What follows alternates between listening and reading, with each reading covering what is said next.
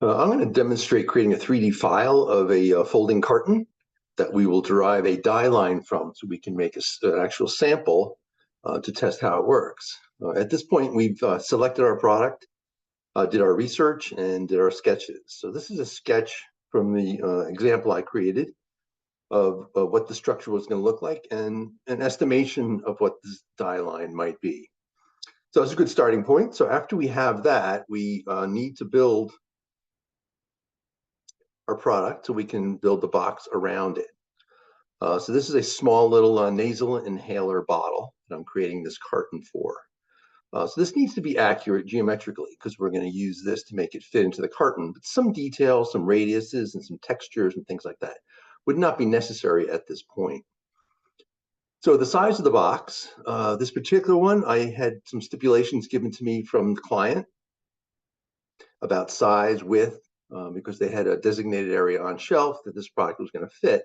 So that sort of dictated how big this was going to be. Now, this is a small little bottle. So one of the functions of this box for this particular project is it needs to be big enough so it has presence on shelf and also reduce possibility of theft, because this bottle would be too small to exist by itself. Plus, it needs a lot of information and stipulations. That's why this box is being created for this. So this width and this height was given to me. So I'm starting with that. And then looking at the size, my depth was a little bit flexible depending on how I was going to do this. So let's go to the top. Where did it go? So I have a little bit of space front and back. So I got the bottle in center there, and I have that back panel in position. So at this point, this is where I would use continue using the rectangular tool and create the top. So I have some of these parts made because they're in position, but it's pretty straightforward. So using the rectangle tool and do it in 2-dimension, so it's a flat panel, I can start to draw these parts. So I drew the top at that depth, which gave me some clearance for the bottle, and it goes from the front to the back. Now, the other two panels that support the bottle, I have them in position here. So I just basically moved that top panel around so I could create these. So right now they are solid panels. I need to cut a hole in these two positions because that's what's going to support the bottle. So one way to do that is to derive what they call the line of intersection. So I can take two objects. I'm going to take the panel and the bottle and click on them, and it's going to create that circle. That's the intersection of this panel around that center of that bottle. And I'm going to do the same thing with this top one, do the outside. So since this has a wall thickness on that little cap, I have both of these. I only need the outside one. So I'm going to grab that inside one and just get rid of that. So all those parts are ghosted. So I'm just going to ghost this part right now so I can trim these out. So what I want to do is, let's ghost the top. I'm going to unghost this panel. So right now that's just a dowel sitting there. So I want to cut that through that surface there. So I have a hole in that panel. So if we go to our, where are we? Modify here, trim split, this tool here, and I'm going to trim split with a line. So I am going to select that panel and I'm going to cut that through it. So let's look at that in 3D. So now that hole is part of that panel. And I'm going to do the same thing with the piece under here. I'm going to select that first, make sure I have the right one. So I'm going to select that, go to my trim split tool, view top. It's going to go to line so I can see that line underneath. And I'm going to trim that with this larger diameter that I have here. Okay, so now I have those two panels. That is what's going to support my bottle. So now I need to support those panels with other cardboard pieces. So I'm going to proceed. So this represents my top. I have the back. I have these two internal panels. So I'm going to select that and move a copy of that put that towards the bottom. That'll be the bottom of my carton. Now I'm going to connect these parts. So everything's going to fold around from the back. I have my active plane facing vertically up. So now I can draw this part right here. I'm just going to click to those 2 points. These are all the panels I'm going to need to create the die line. And then I'm going to change the location of that active plane. So now it's in this orientation. And that allows me to draw the side panels. Oops, I have it in the wrong way.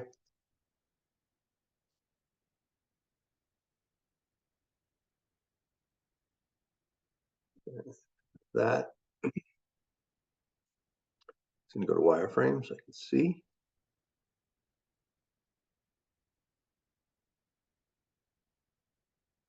I have that.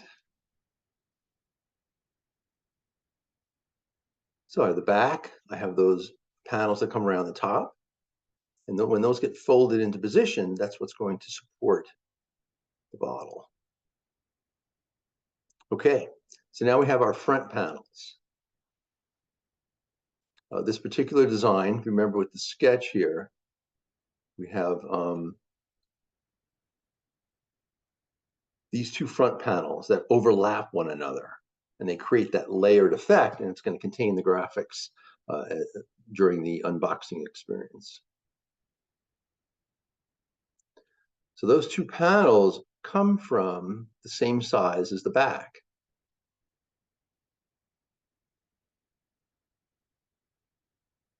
So I'm going to move one copy over for this. Let's lock that on.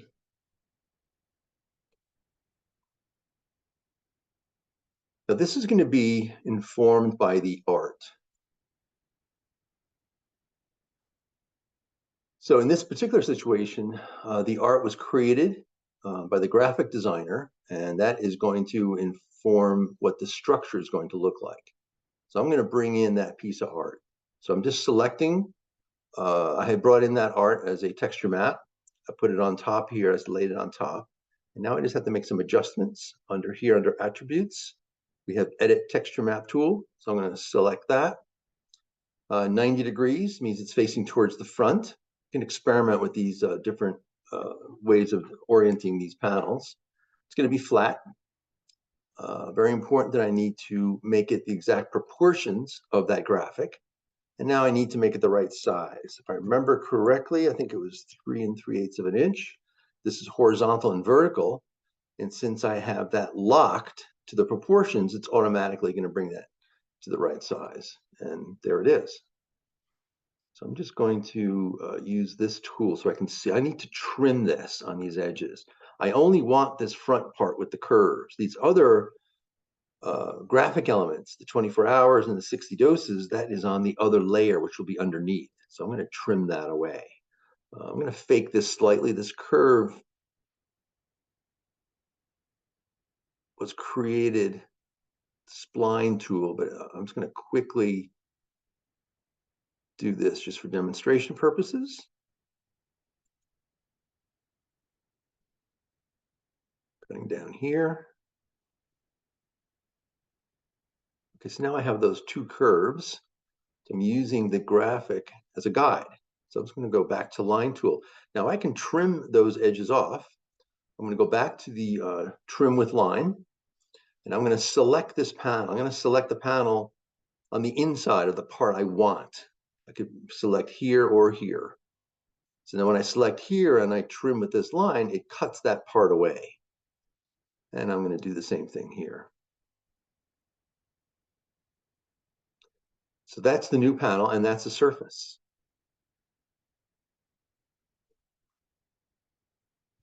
On the other side, I have, I think it's just a natural curve. So I'm going to snap to these 2 corners. And I believe I brought that over slightly less than center. So I have that circle. So I'm just going to move this over. So that's just a line at this point. I need that to be a surface. So I'm going to go under my line edit tools, under edit, and I have close. So if I click here, it automatically draws a straight line there and it turns that into a surface. Let's just double check, make sure these are good. Yep, so that's nice when it's gray like that. Since I have it on a white gray color and it fills in, then I know that's a surface. Now over here, I don't want to keep the art for now. I'm going to show how to map in art and do renderings in another tutorial. But for right now, I just used that art as a guide. So I'm just going to color that and make that all in the gray. So now I can put these panels into position. Select this one. I put it right on the front. Oops. Stay. I'm going to select this. And then move. Put that right on the front. So that's my entire carton assembled and built as a 3D file. Now later on, I'm going to use this 3D file and map art on all these panels and create a full 3D rendering. And that'll be another step. That's one of the benefits of creating a 3D file like this. But I'm also going to use this box to derive my die line. So I'm going to take this box, I'm going to move, change this to another layer. It's always good to use these layers. So I'm going to keep this here for future use. So if we take this and you move one copy, just don't touch the object, just go in space and double click quickly. So I just moved a copy now, so it's sitting right on top of that existing part. So I just want to change the layer. So go under attributes at the bottom here, set layer. I have these layers set up, and I believe this one is completed tutorial maps and render, and no, not that one. Got so many layers here. Pre-dial, okay, that's this. Okay, so I have that layer. I'm going to click in space now with that layer selected. And I'm going to turn off the other layer that it came from. So now I have that sitting here. The bottle is just grayed out at this point, but I can turn off that layer and make that go away because we don't need that right now. Okay, so that's my box. So from the right side, I want to develop a die line that I'm going to look at from the top view. So I'm going to save that as a DXL, and it works in that orientation. So I'm going to rotate this flat, no copy. And I believe that's -90, so that's laying flat right now. So what I want to do is take all these panels, and I'm looking at the right side laying down. So I know I have this top panel here. So I want to lay these all out flat. You'll see how that creates the die line. So I'm snapping to these points. -90, that lays out flat. The next panel is that little top panel that I had made. Since that doesn't have any detail, I can just move that into position. Let's just get that out of there. I'm going to snap to the front, lay that here. I'm going to do the same thing at the bottom. I'm going to rotate that. This will be rotated at 90 degrees, not negative. That lays out flat. I can take this little panel, that was the front of that. By laying these all out and connecting them like this, I can end up with the die line. Okay, so now I have all those panels laid out flat. So the next set of panels to bring out are the ones with the holes in it.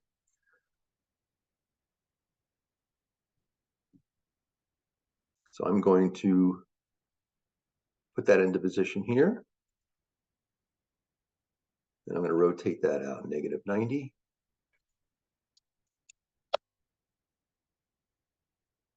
And then the same thing with this, with the larger hole that's at the bottom of the bottle.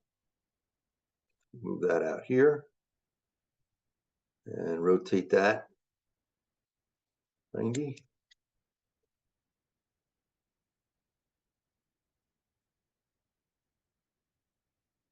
So that's all the panels. All I really need to do at this point is create the glue flaps that glue that to the front. So now on the other axis, we have the sides. We have to lay them out flat. So now I'm going to look at the bottom of this box, which will be from the front. So maintain our orientation here. So here I'm looking at the bottom of the box, but in the scheme of things here, it'll be the front. So I'm going to rotate that. And I believe that's -90. Yes, so that goes out. And then we do the other side. So that will be 90. And then I have the two top panels. I'm just going to flip them over because I need to orient them. So I'm going to rotate. We'll see what this means in a second.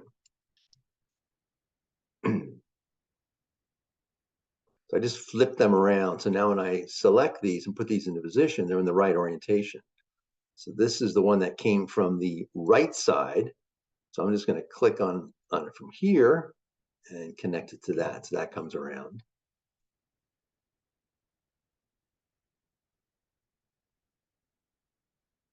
And this one comes around to this side. So that's all the panels of the box. Now I just need some of the details on how this is going to work.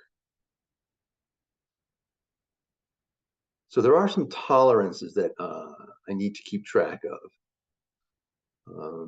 So when this folds up, I need to bring in all of these edges. So I'm going to select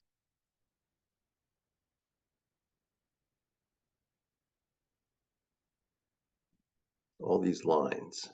Right now I have them exactly line to line with the side panels that are going to fold. So when that folds up, just based on my experience, I know it's going to get in the way. It's going to be a little bit of an issue there. So I need to shrink these in, and I'm going to use the independent scale tool, I scale under the transform group. I can scale the size of these panels, but essentially what I'm doing is I'm going to be moving those lines in equally on both sides. You'll see how this works. So it's independently scale. I'm going to bring them in so they're slightly inside of that fold line. So I'm going to click in the center. I'm going to come over here, and I'm just arbitrarily clicking on this line here to get me started. So I'm going to click, and then what I'm allowed to do now is move in. So you see how I'm coming in slightly? And I only need to do a little bit because this is a box board, which is relatively thin. This is going to be made out of, I believe, 15-point box board, so it's a very small amount. So you can see how I have it slightly in from that little edge. So I'm going to leave that there. So when that folds, the outside panel folds, it'll have a little bit of a clearance. I know it's quite subtle, but it does make a difference. So now those are ready to go. Another tolerance that we have to work with is these side panels. These are a little bit small because they are going to fold up and around. So I'm going to move this out of the way. Move that out of the way. What I want to do is I want to make this panel, this is the side, I want to make this a little bit wider. So when it folds up around these other parts that we made, it'll clear. So it'll be a similar type of tolerance. It is a bit of guesswork. So I'm going to independently scale this part. I'm just going to lock that in this direction. See, I'm coming out about the same distance. Maybe just a hair more. Yeah, about like that. So now that is a little wider because it's going to fold around. This will probably become more apparent when I do some of the tutorials on making the box. So instead of scaling the other side, I'm just going to move a copy of this. It'll be the same dimensions. Grab that corner, snap to here. I'm going to bring this back into position.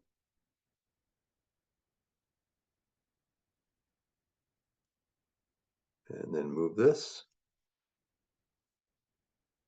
Okay, it's going to undo my vertical snapping, so that locks right in. Now this particular box doesn't have a tuck flap, but it has gusseted corners, they call it. Oops, this isn't locked here. Hold on. Get that out of the way. Gotta make sure all these little details snap. So a gusseted corner, the way I'm going to build it, I'm going to have it with a round edge here. So it's basically coming right into that intersection in the middle there. And I'm going to keep that slightly inside. So I have that curve. And I'm going to snap right to the middle of the curve and then right into there. And that'll be my fold. So that is the gusseted corner. You'll see how that functions when we make the sample. So that will be the same in all four of these corners. So instead of rebuilding that, I'm just going to mirror that over, snapping to the center. So I just mirror that over. And then if I mirror those down, I'll have them at the bottom. And I'm going to mirror in the center here. And it's like that. So those are the gusseted corners, and that's how that gets folded up. But one other detail we need is our glue flaps. So this is what's going to get glued to the back. So I'm just going to make an edge here. I'm just guessing approximately, that's probably about ½ inch, maybe a little more glue flap. I have that slightly tapered in because we want to keep that away from the fold. Very similar to what I did by tolerancing that. So we just draw a line, mirror that over, make sure I'm locking to orientation, and just create that panel. Something doesn't look right. Okay, I didn't. Gotta be very careful about snapping to these details. I didn't have this lock to vertical. This little icon down here makes it so when you snap, move, and rotate things, it stays vertical or horizontal. Sometimes you don't want that, but most of the time when I'm moving things around, we do want that. So I'm going to mirror that over to the other side, a copy of it. Again, I'm going to snap to the center. So now it's mirroring it over. That little red line is showing me that it's staying horizontally. So that goes there, and then I'm just going to connect these. And again, instead of rebuilding that, I'm just going to select that and just mirror a copy down to the bottom because I need another glue flap at the bottom. These are, oh, they're not quite the same size, but I'll move it. So it's mirror copy, go like this. Oops. Let's try to keep that clean, like so. And then we'll just mirror that, no copy. I'm just gonna move that into this. So those are the glue flaps. That's what's going to hold those flaps down. Now, a lot of this might be a little confusing, but I have a tutorial. I'm going to show how to build this structure. So once you see everything, it'll become full circle. So there's going to be one closing tab. It's going to be, I'm just guessing it's about this big. This tab will go into a slice that I'm going to put over here. So I'm going to select that segment.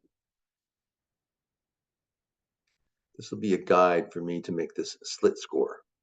I'm bringing that over here. There's going to be a cut in the middle of this that tab is going to go in. That's what holds the structure together.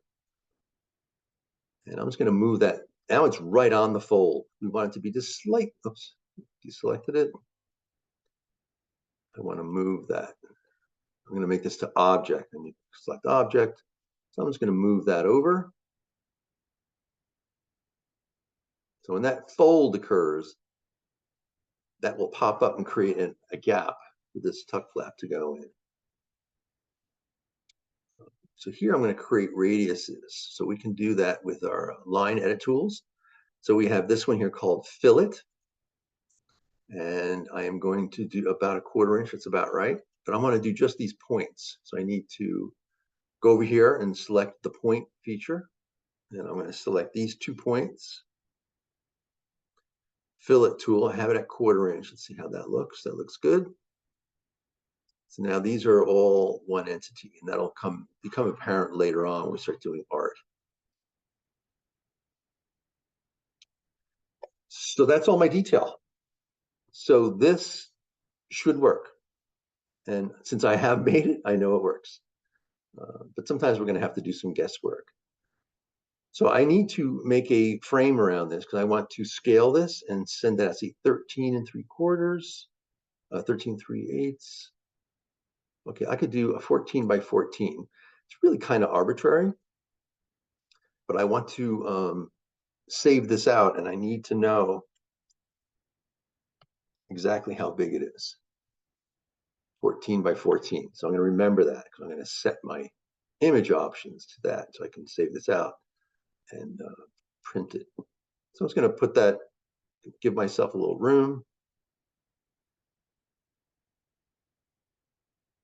So if you print it at the print room, I mean, they can do any size you want. I don't have a large printer personally. So what I do is I will break this up into panels that I could work with. Since I have 14 by 14, what I could do is I put like a center line right through the middle, and I would tile it. So I would save it out, and then when I print it, I would print 2 7 by 14 pages because I could fit that on a legal side, 8.5 by 14. I would print them and just slice it and tile it together and use that because I might end up making a couple of tests. So I don't want to run all over making prints all the time. So now this is 14 by 14. We know that because I made it that size. So we go to display images. We need to set that up. I have it already set up, 1414. I always leave resolution at about 300 just to make sure it's pretty clear. So we're okay. So now this panel here is 14 by 14. So if I go to this little square here with these 4 little arrows and I go fit, it's fitting to that frame. So now I know this is exactly, and there's my grid. You can count 14 little squares. I know my inch grids and double checking all that. So now I know that that grid is telling me the size also. So that's 14 by 14. I get little, and there's my die line. Now this is just a test, so I have to keep track of what's a fold and what's a cut. I mean, everything on the outside is a cut. All the internal edges are folds. The circles get cut out, and this little tab receiving area is a cut. So he's going to make sure, because some of these can get very complicated, and you can get lost about what's happening.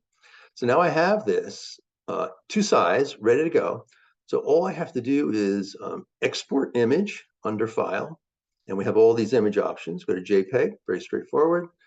And here you title it. I would title this, test die line 1, and save it out as a JPEG. And then I would open up that JPEG in Illustrator and again, double check, make sure it's 14 by 14, set up my page. Or if you're going to the printer, you just bring it over to the printer and tell them full size. You need it exactly full size, no scaling to 1414. Or if you do what I do and I tile it, you can make it into smaller pieces and tape it together. And then you print that out, and that's what we're going to use to make our test for our handmade sample, which I'm going to review in another tutorial. So I would just save this here, and you're good. So that's the end of this. Next tutorial, I'll talk about mapping in graphics and texture maps and creating a final 3D rendering.